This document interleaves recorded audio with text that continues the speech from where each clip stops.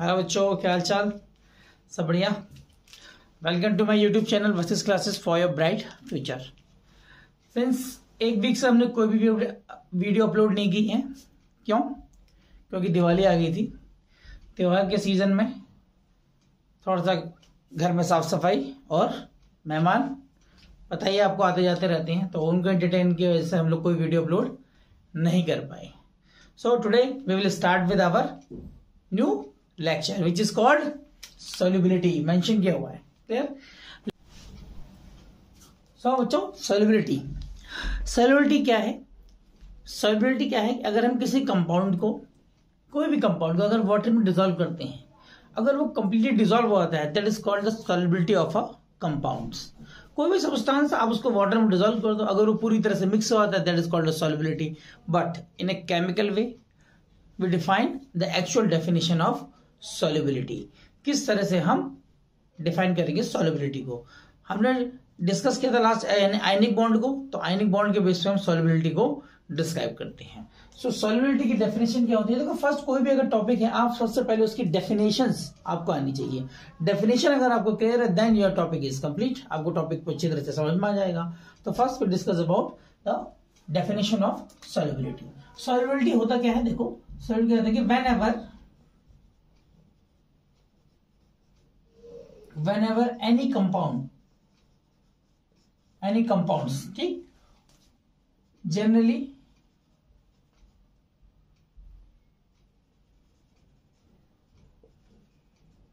ionic compound और polar covalent compound। Polar covalent compound में कौन से होते हैं? पोलर कोवेलेंट कंपाउंड्स वो हैं जिनके एटम्स के बीच में कुछ इलेक्ट्रोनेगेटिविटी डिफरेंस प्रेजेंट हो।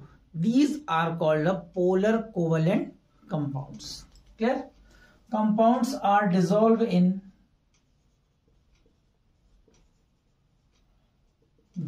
इन वाटर और polar solvent.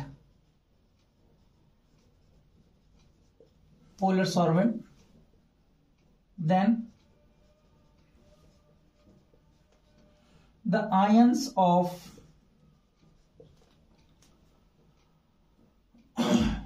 polar covalent compound are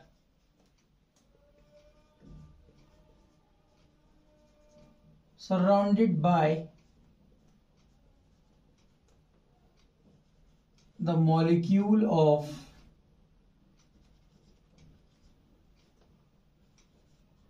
solvent is called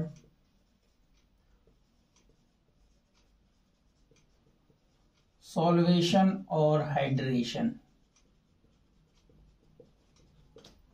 clear?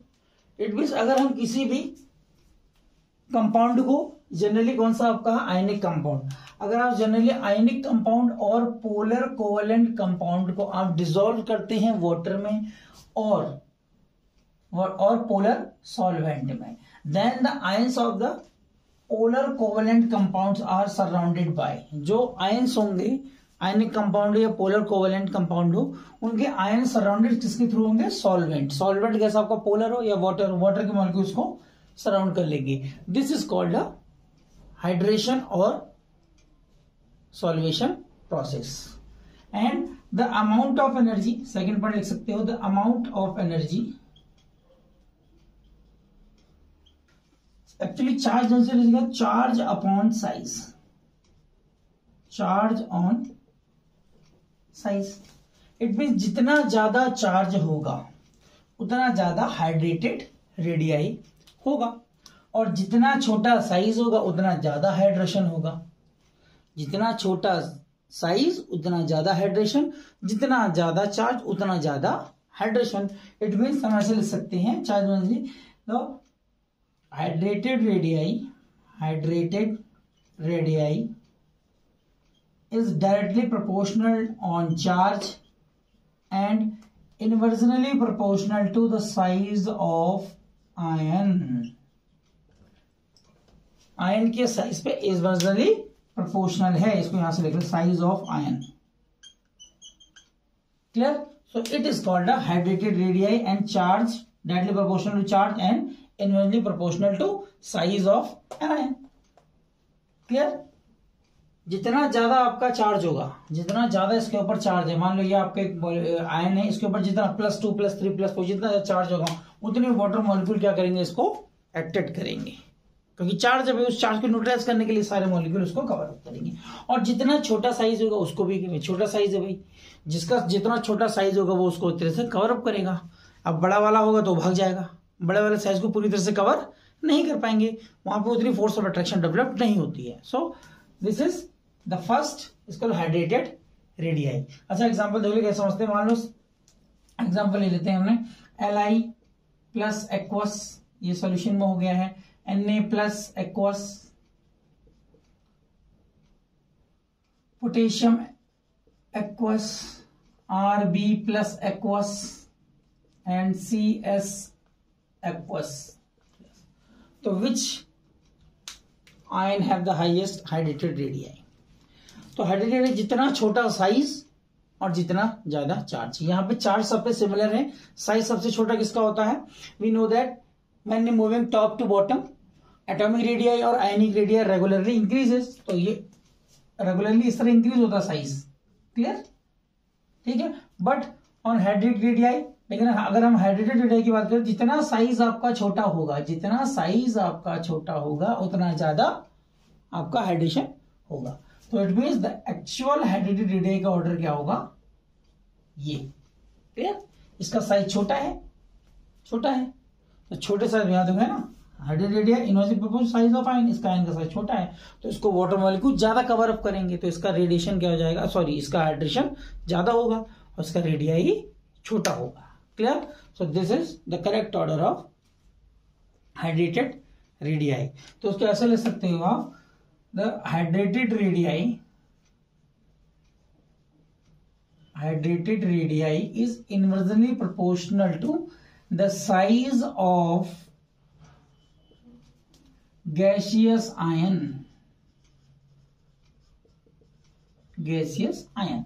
कि गैसियस आयन का साइज जितना बड़ा होगा उतना हाइड्रेटेड रेडियाई छोटा होगा, कम होगा, और जितना आइसोलेटेड गैसेस आयन का साइज छोटा होगा उतना ज्यादा हाइड्रेशन होगा। इस पॉइंट को मेंशन कर लो। अब यहां से डायरेक्टली कोई आंसर या कोई रीजनिंग आती है, आप यहां से उसको मेंशन कर सकते हो। सो this is the first factor in which the solubility of a compound is depend. किसी भी कंपाउंड की सॉल्युबिलिटी फर्स्ट डिपेंड करती है हाइड्रेटेड रेडियाई पे। Clear? The second factor in which is depend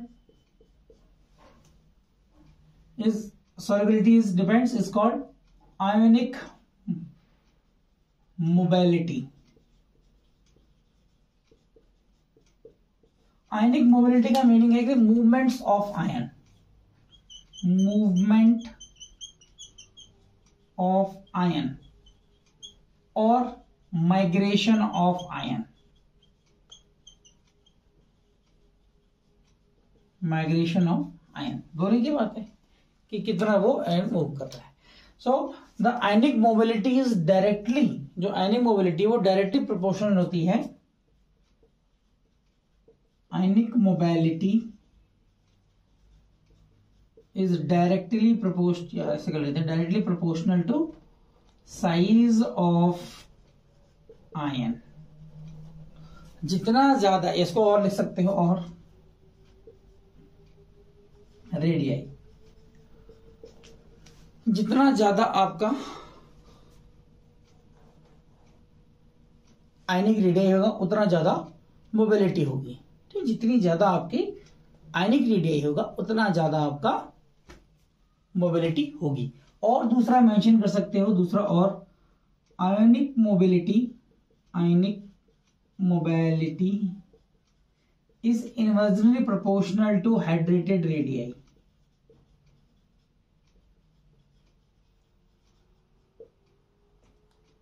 hydrated radii दोनों फैक्टर हैं। अब यहां पे लिख सकते हो आयनिक मोबिलिटी डिपेंड करती है कि साइज पे, जितना बड़ा साइज होगा ज्यादा मोबिलिटी करेगा, ज्यादा मोबाइल करेगा, और जितना हाइड्रेटेड रेडियाई कम होगा उतना ज्यादा मोबिलिटी करेगा। ये दो है यहाँ पे देखो, एक मैंने आयनिक रेडियाई के बेस पे आपको बता दिया और ये आपको बता दिया मैंने हाइड्रेटेड रेडियाई के बेस पे। दोनों ही आपके क्या है, आयनिक मोबिलिटी के फैक्टर्स हैं। तो कैसे समझते हैं इनको, हम एग्जांपल ले लेते हैं। यहाँ पे एग्जांपल हमने ले लिया किसका, Li प्लस नहीं लेते, यहाँ पे लेते हैं Na प्लस Mg2 प्लस और Al3 प्लस एक्वस, क्योंकि आयंस तो आपके एक्वस सॉल्यूशन में प्रोड्यूस हैं। So what is the actual order of ionic mobility, ionic mobility का एक्चुअल ऑर्डर क्या होगा। देखो फर्स्ट आप देखो ये कौन से हैं आपके, तीनों हुई, तो यहाँ पर तीनों फैक्टर देख लेते हैं। तीनों ही आपके कैटायंस हैं, तीनों फैक्टर देखेंगे। यहाँ पे कौन, साइज का देख लो, हाइड्रेटेड रेडिया देख लेते हैं, सारी चीजें फॉलो करते हैं। तो Na प्लस एक charge, Mg2 plus 2 plus charge, Al3 plus पे 3 पॉजिटिव चार्ज, तो चार्ज ज्यादा है। तीनों ही स्पीसीज कैसी है, आइसोइलेक्ट्रॉनिक स्पीसीज हैं। तो एक्चुअल ऑर्डर क्या हो जाएगा, साइज का ऑर्डर हो जाएगा। सबसे छोटा साइज किसका है, इसका। तो आयनिक जितना छोटा साइज है वो उतना मोबाइल नहीं कर पाएगा, लिखा है ना हमने, ionic mobility is directly proportional to radii. इसका रेडियाई बहुत छोटा है तो इसकी मोबिलिटी कम होगी और इसकी मोबिलिटी सबसे ज्यादा होगी। पहला क्लियर हो गया। तो यहां लिख सकते हैं हम आयनिक मोबिलिटी, आयनिक मोबिलिटी किस पे आ गई है आपकी, साइज पे। तो साइज आपका बड़ा था तो आयनिक मोबिलिटी ज्यादा मोबाइल करेगा क्योंकि साइज बहुत बड़ा है, कवर अप नहीं कर रहा है वाटर मॉलिक्यूल। दूसरा फैक्टर देख लेते हैं, ionic mobility is inversely proportional to hydrated radii. तो हाइड्रेटेड रेडियाई क्या होता है कि जितना ज्यादा चार्ज उतना हाइड्रेशन रेडियाई। भाई इसको वाटर मॉलिक्यूल पूरी तरह से कवर कर लेंगे Al3 प्लस को, जिससे इसकी मोबिलिटी कम हो जाएगी और आयंस फ्रीली मूव नहीं कर पाते। So that is called the correct order of ionic mobility is that. So हम यहां मेंशन कर सकते हैं द आयनिक मोबिलिटी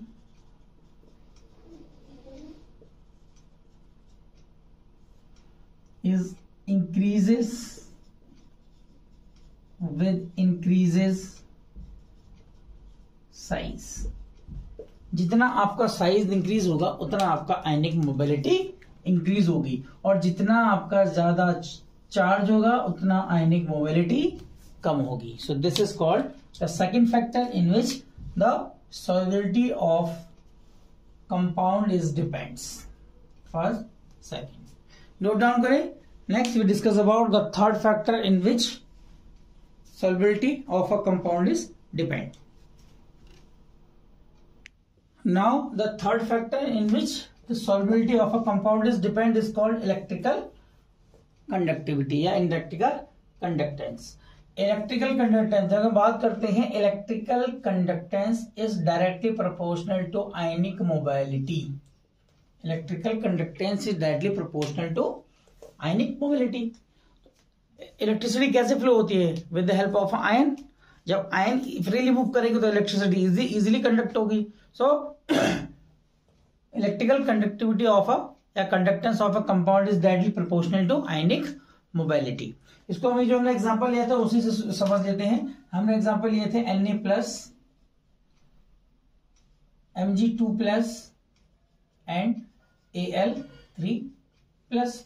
यहाँ पे तीनों चीजें फाइंड कर लो। फर्स्ट आप देखते हैं साइज, आयनिक रेडियाई देख लेते हैं। आयनिक रेडियाई तो हमने पढ़ा था कि जितना आयन का साइज बड़ा होगा उतना वो फ्रीली मूव करेगा, तो यहाँ लिख सकते हैं हम ionic mobility directly proportional to the radii of ion. जितना बड़ा आयन होगा वो फ्रीली मूव करेगा। क्यों? क्योंकि जो सॉल्वेंट के मॉलिक्यूल है वो उसे कंप्लीटली कवर नहीं कर पाते, जिससे वो इजीली मूव करता है फ्लो। सेकंड, ये पहला हो गया इसके अंदर। सेकंड देखते हैं हम क्या, हाइड्रेटेड रेडियाई। हाइड्रेटेड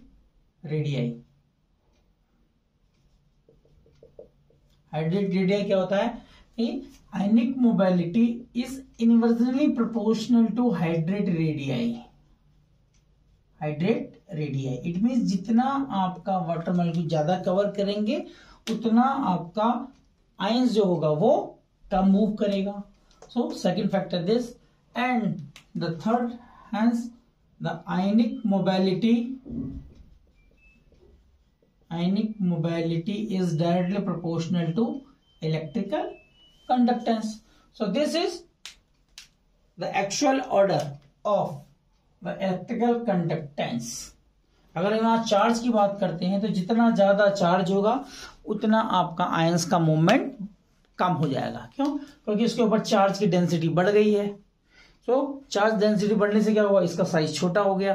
तो वाटर मॉलिक्यूल या सॉल्वेंट के मॉलिक्यूल इसको अच्छी तरह से कवर अप करेंगे और इस मॉलिक्यूल को बाहर मूव नहीं करने देंगे. अच्छी तरह पकड़ लिया इन्होंने, अट्रैक्शन फोर्स ज्यादा स्ट्रांग हो गई. So this ion can not be easily move. यहाँ पे आपके जो फोर्स ऑफ अट्रैक्शन है वो कम है by the solvent molecule, so ये इजीली फ्रीली मूव करेगा. So these are the three factor in which the solubility of a molecule is depends. Clear?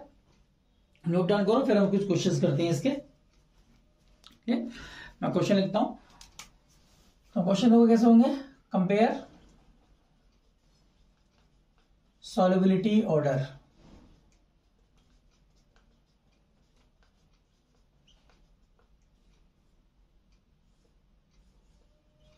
solubility order कौन कौन से होते हैं. ठीक, तो हम solubility order को लिखते हैं. तो पहला क्वेश्चन इसमें आपका आ जाएगा कौन सा, LIF एंड LII. अच्छा, इसको सही से लिख देते, पूरा लिख देते सीरीज. अगर हम एक्सट्रीम लिखा था मैंने, लेकिन उसको पूरा लिख देते हैं. ये आपका फर्स्ट है. देखो इसमें पहले लिखता हूं मैं LIF, सेकंड LICL, LIBR और LII. So now compare the solubility order of following compound. ये जो आपके कंपाउंड है सॉल्युबिलिटी ऑर्डर फाइंड करना आपने. तो इन दैट केस आपको सॉल्युबिलिटी कैसे फाइंड करोगे, आप एक सिंपल सा पढ़ना याद कर लो कि डिफरेंस इन रेडियाई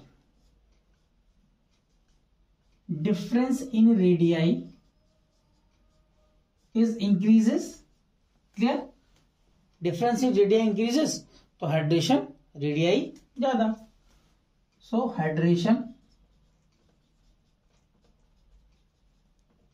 इंक्रीजेस. जितना ज्यादा इनके आयनिक रेडियाई में या एटम्स के रेडियाई में ज्यादा गैप होगा उतना ज्यादा वो सॉल्युबिलिटी ही इंक्रीज होगी. यहां पे और लिख सकते हो solubility also increases. Solubility increases, ये भी देख लो. ठीक है, देखो इसको समझना कैसे है, इनके साइज पे देख लो. ठीक है ना, साइज पे देखो. इसका साइज कैसा है, स्मॉल. फ्लोरीन का साइज कैसा है, स्मॉल. ठीक है, स्मॉल के बीच में कैसे अट्रैक्शन होगा, अच्छा अट्रैक्शन होगा. There is a good force of attraction between the same size molecule. जब दोनों का साइज सेम है तो दोनों का फोर्स ऑफ अट्रैक्शन ज्यादा होगी. तो जब इनको डिसॉल्व करेंगे वाटर में तो कंप्लीटली डिसॉल्व नहीं हो पाएंगे, क्योंकि उनकी जो फोर्स ऑफ अट्रैक्शन है या लेटिस एंथैल्पी जो ज्यादा है किससे, हाइड्रेशन एंथैल्पी से. So they can not be dissociate and soluble in water. But यहां क्या है आपका, ये आपका स्मॉल है और ये ऐसा कैसा है, लार्ज. तो दोनों के बीच में क्या, दोनों का साइज का डिफरेंस है, दोनों के साइज में डिफरेंस है. तो इनके बीच की जो बॉन्डिंग है वो ज्यादा स्ट्रांग नहीं है. ज्यादा स्ट्रांग नहीं होने की वजह जब इसको वाटर में डिसॉल्व करेंगे तो ये इजीली ब्रेक हो जाएंगे और वाटर या सॉल्वेंट के मॉलिक्यूल इसे कंप्लीटली सराउंडेड हो जाएंगे. So that in that case the correct order of solubility order is this way. अब एक्सट्रीम याद रखो, फर्स्ट और सेकेंड. इसका साइज छोटा है, इसका साइज बड़ा है, तो जितना बड़ा साइज उतना आपका सॉल्युबिलिटी ऑफ हाइड्रेशन ज्यादा. क्लियर? दूसरा देखते हैं हम. दूसरा एग्जांपल ले लेते हैं हम यहाँ पे. दूसरा आपका हो गया NaF और NaI.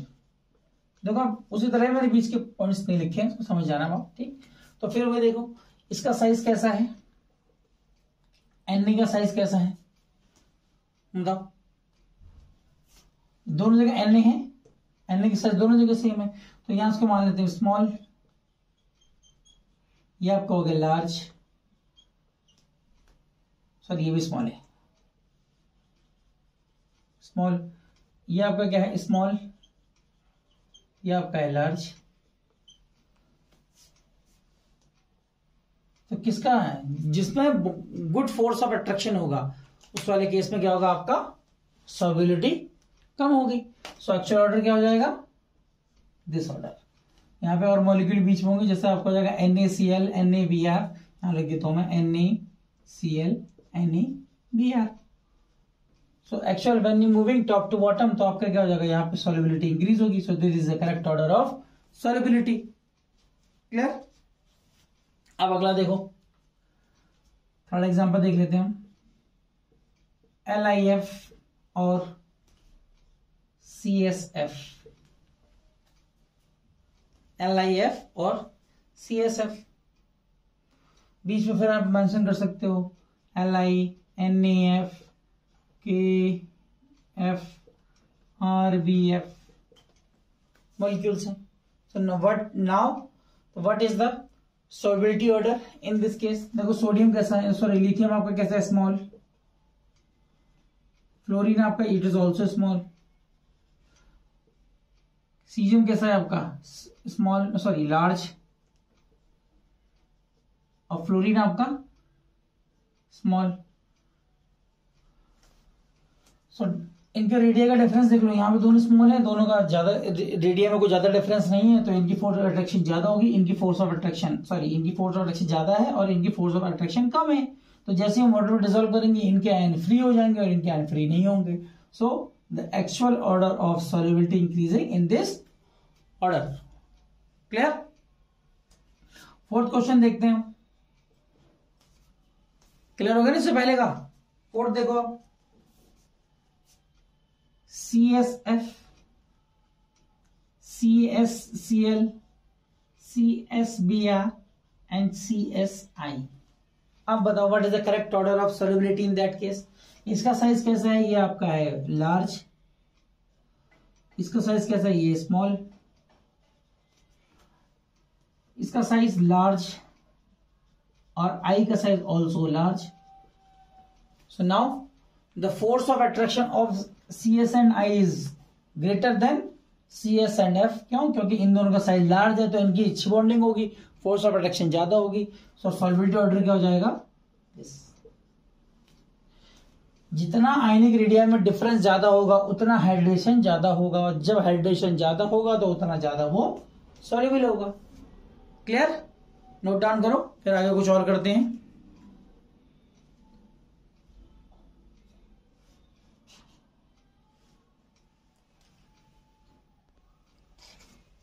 So now these are some other examples based on the compare of the solubility order.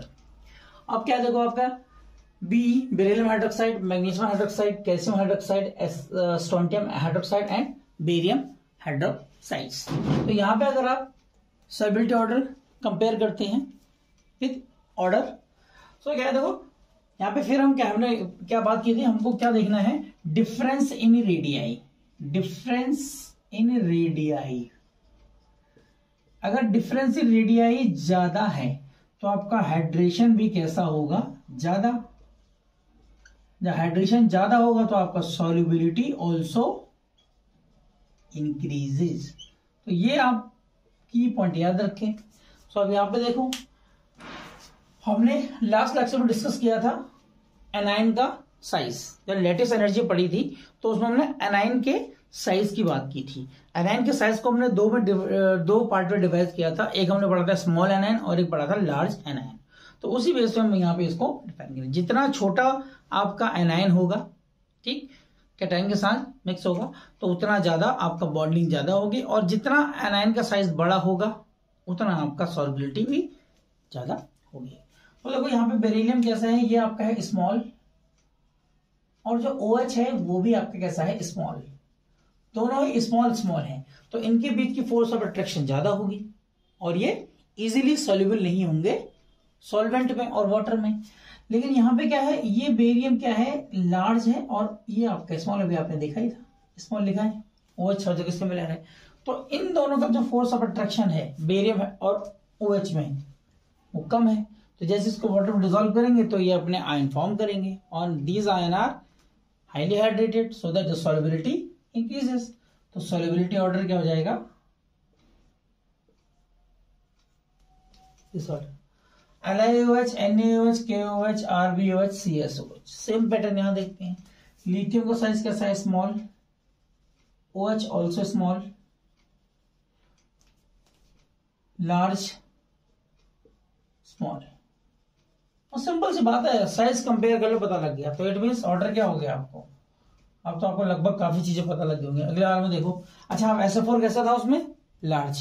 तो यहाँ पे क्या है कि ये आपका स्मॉल साइज, इसका रेडियस कैसा होगा? लार्ज।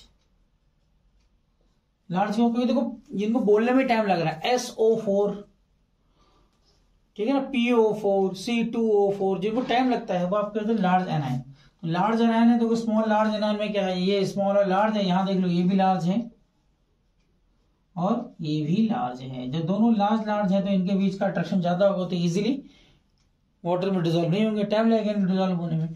तो correct solubility order is this order. अब सॉल्युबिलिटी ऑर्डर चेंज हो गया। यहाँ देखो LiClO4, NaClO4, KClO4, साइज देख लो इसका कैसा है? Size small.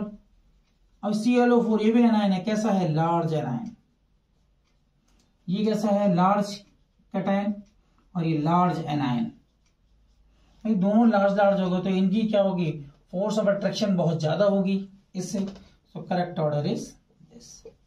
So this is the questions based on the solubility order compare following compound. देखो कोई भी कंपाउंड उनका सॉल्युबिलिटी ऑर्डर आपने जब कंपेयर करना होगा, सो आप उनके डिफरेंस इन रेडियाई जितना ज्यादा होगा उतना हाइड्रेशन ज्यादा होगा और उतनी सॉल्युबिलिटी ज्यादा होगी।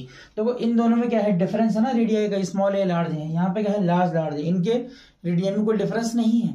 ऐसे पिछले जो एग्जाम्पल किया वहां पे भी हमने सेम किया था। सो this is the correct order. Identify कर लो कि किसकी सॉल्युबिलिटी ज्यादा है, किसकी सॉल्युबिलिटी कम है। मैक्सिमम क्वेश्चन आते हैं यहाँ से, पूछते हैं आपसे कि किसकी सॉल्युबिलिटी ज्यादा है, क्यों है, रीजन बताओ। तो आप साइज देख लो भाई, फैक्टर पूछा तो साइज दे, दोनों का आयनिक रेडिया देख लो, कितना डिफरेंस, किसका डिफरेंस ज्यादा है, पता लग जाएगा आपको। क्लियर? नोट करो। फिर हम कुछ फैक्ट पढ़ते हैं of solubility of a compound. So now the factor about the solubility in H2O। Water में कंपाउंड के सॉल्युबल होने के कौन कौन से फैक्टर्स होते हैं उनको हमने मेंशन किया है। देखो फर्स्ट फैक्टर क्या है, यहाँ पे हम जो फैक्टर्स हैं ये फैक्टर काफी इंपॉर्टेंट है, जिससे आप कोई क्वेश्चंस आते हैं कंपटीशंस पे या एग्जाम से रिलेटेड, आप इन फैक्टर्स को याद रखें जिससे आपको इजीली क्वेश्चंस को अंडरस्टैंड करने में और समझने में हेल्प मिले। सो ये जो फैक्टर्स हैं ये आपको हेल्प करेंगे, क्वेश्चंस को with in a second solve करने में हेल्प करते हैं। तो देखो पहला फैक्टर पढ़ते हैं हम कि सॉल्युबिलिटी फैक्ट अबाउट H2O में क्या क्या है। All the salt of NH4 plus and alkali metals are soluble। जितने भी alkali metals के salt होंगे और NH4 plus के salt है वो soluble होते हैं, except alkali metal के कौन से? alkali metal के ऐसे कौन कौन से? LiF, Li3PO4, Li2C2O4, Li2CO3, ये insoluble होते हैं alkali metals के, लेकिन NH4 plus के सारे soluble होते हैं। पहला फैक्टर याद रखो। पहला फैक्टर है कि all the salt of NH4 are soluble, ये तो पूरे सॉल्युबल होते हैं, लेकिन एल्कली मेटल्स के कुछ सॉल्ट जो हैं या कुछ कंपाउंड है वो इनसॉल्युबल होते हैं वाटर में। कौन कौन से? LiF, Li3PO4, Li2C2O4 and Li2CO3। Second factor, all the nitrates ClO4 and acetates are soluble. जितने भी आपके नाइट्रेट आयन होंगे और ClO4 माइनस वाले आयंस होंगे या CH3COO माइनस जो कंपाउंड फॉर्मेशन बनाते हैं, दीज आर सॉल्युबल, कोई भी हो वो सॉल्युबल होते हैं।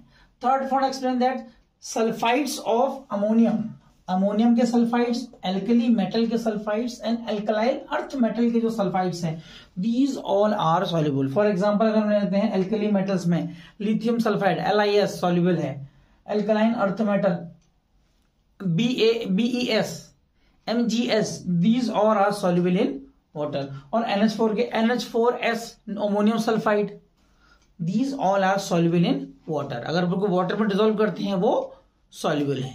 Clear? so these are the third factors।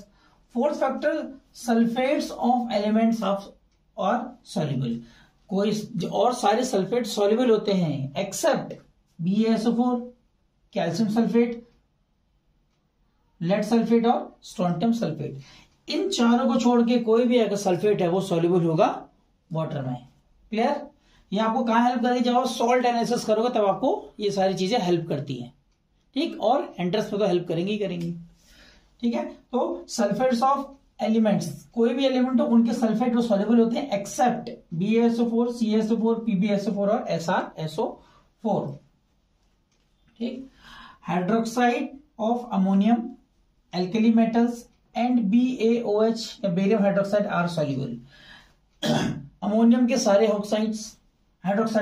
Ammonium के सारे हाइड्रोक्साइड, एल्कली मेटल के सारे हाइड्रोक्साइड, लिथियम हाइड्रोक्साइड और सोडियम हाइड्रोक्साइड, पोटेशियम हाइड्रोक्साइड, ये सारे क्या हैं, सॉल्युबल हैं। और एल्कलाइन अर्थ मेटल का BaOH का होल टेस्ट ये सॉल्युबल हैं। उसके अलावा जितने भी हाइड्रोक्साइड है these are insoluble in water. याद रखना ये पॉइंट है कि अमोनियम के जितने भी हाइड्रोक्साइड हैं, अमोनियम हाइड्रोक्साइड, सोडियम हाइड्रोक्साइड जितने भी हैं वो सारे सॉल्युबल हैं। एल्कली मेटल्स के जितने भी ऑक्साइड हैं, lithium, sodium, potassium, rubidium, caesium, उनके हाइड्रोक्साइड सॉल्युबल हैं। एल्कली मेटल्स के केवल BaOH का होल टेस्ट सॉल्युबल है, other than all are insoluble in water, और सभी क्या है, इनसॉल्युबल है। Halides are generally soluble, halide सारे सॉल्युबल होते हैं एक्सेप्ट कौन से, AgCl, AgBr, AgI और PbI2 इनसॉल्युबल। ये चारों इनसॉल्युबल होते हैं और आपके सॉल्युबल होते हैं। जैसे AgF है, AgF आपका सॉल्युबल हो गया वाटर में। So these are the 6 factor affect the solubility facts about in H2O, कि वाटर में सॉल्युबिलिटी के कौन कौन से फैक्ट होते हैं। हम वाटर में अगर किसी भी कंपाउंड की सॉल्युबिलिटी को मेजर करेंगे, so these are the 6 factors which determine the solubility of a compound in water। इस बेस पे कुछ क्वेश्चन देखते हैं। Which one of the insoluble in following, ये आपके क्वेश्चन से, इनमें आपने इनसॉल्युबल बताना है। देखो पहले क्या है, BaCl2, क्या लिखा है, halides are generally soluble except, halides है ना, हैलाइड्स तो हैलाइड हो गया, तो BaCl2 सॉल्युबल है, इसका मतलब ये सॉल्युबल हो गया। इनको छोड़ गए, इनमें से कोई नहीं आया तो इसका मतलब ये सॉल्युबल हो गया। BaSO4, sulphates of elements are soluble except, देखो BaSO4 आ गया, इसका मतलब कि ये इनसॉल्युबल हो गया, आपको ये पता लग गया। अगली बात Na2SO4, सल्फेट सारे सॉल्युबल हैं, किसको, इसको छोड़ के।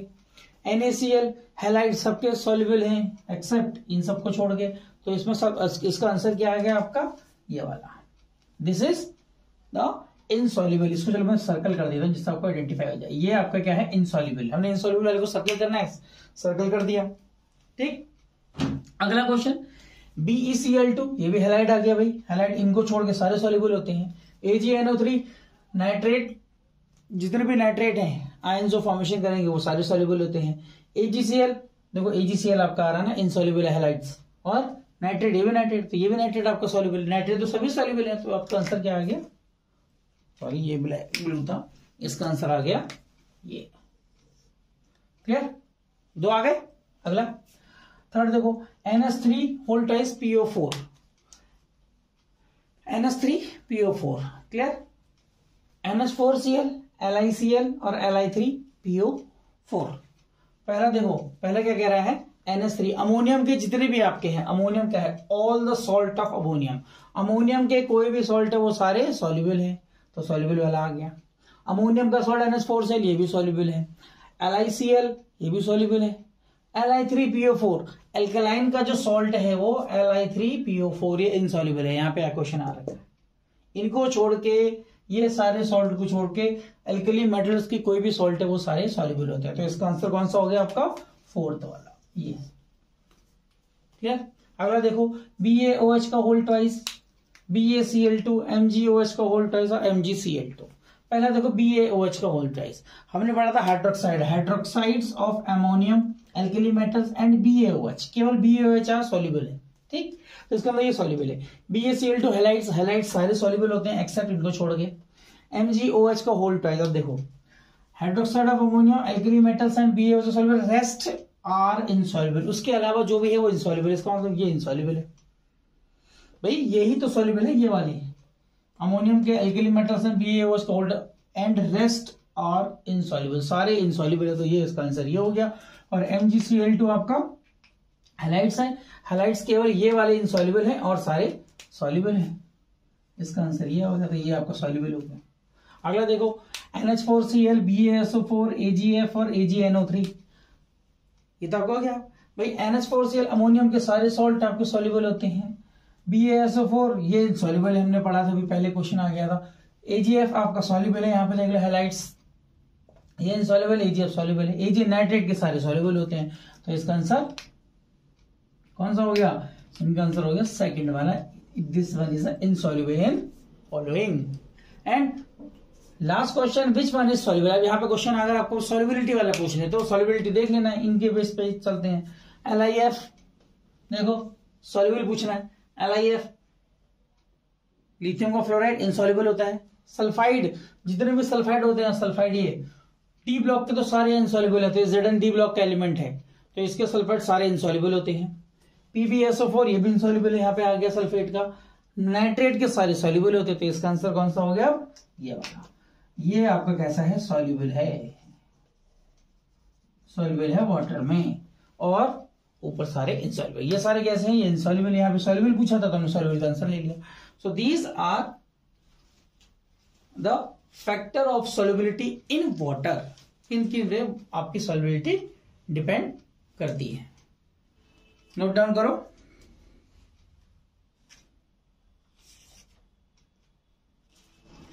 कर लिया? ठीक।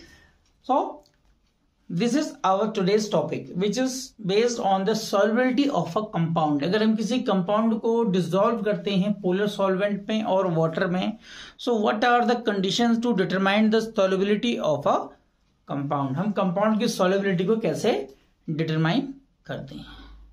क्लियर? सो आज का हमारा जो लेक्चर है based on solubility is complete. मिलते हैं हम नेक्स्ट लेक्चर में। अंदर lecture is called covalent compounds and its properties. Clear? So पढ़ाई करते रहें, आसपास सफाई बनाए रखें और अपने इस प्यारे से चैनल वर्सेस क्लासेस को प्यार देते रहें। ठीक, प्लीज लाइक कमेंट और शेयर जरूर करें, और जो इस चैनल पे नए हैं वो प्लीज चैनल को सब्सक्राइब करें, जिससे आपको आने वाली अपकमिंग वीडियो सीधे आपको मिलती रहे। Thank you, bye bye.